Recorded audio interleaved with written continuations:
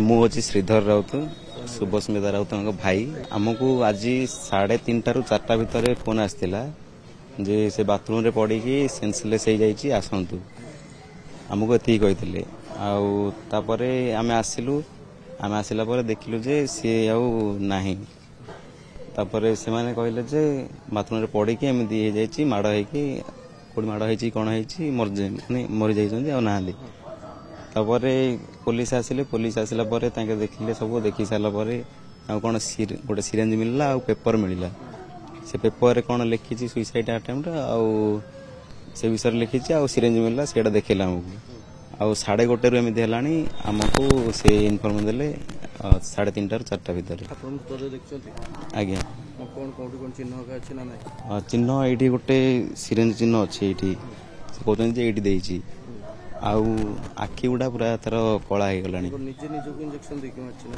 ସେମାନେ କହିବା କଥା ଆଜ୍ଞା, ମାନେ ସେ ସୁଇସାଇଡ୍ କରିଛି ଆଉ ସେ ପେପରରେ ଲେଖିଛି, ପେପର ବି ଗୋଟେ ରଖିଛନ୍ତି। ସେ ମାନେ ଫଟୋ ଉଠେଇଛନ୍ତି, ପୋଲିସ ଫଟୋ ଉଠେଇ ପଢ଼ିଲେ।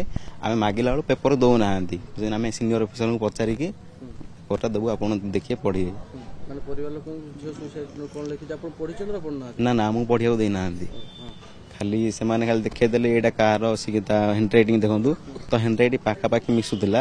ଆମେ ମାଗିଲା ବେଳୁ ସେମାନେ କହିଲେ ଯେ ସିନିୟର ଅଫିସରଙ୍କୁ ପଚାରିକି କଥା ହେଇକି ଆମେ ଦେବୁ। ସନ୍ଦେହ କ'ଣ ହେଉଛି ସାର୍, ସେଇଟା ତ କ'ଣ ଲେଖିଛି ପଢ଼ିଲେ ହିଁ ଜଣାପଡ଼ିବ।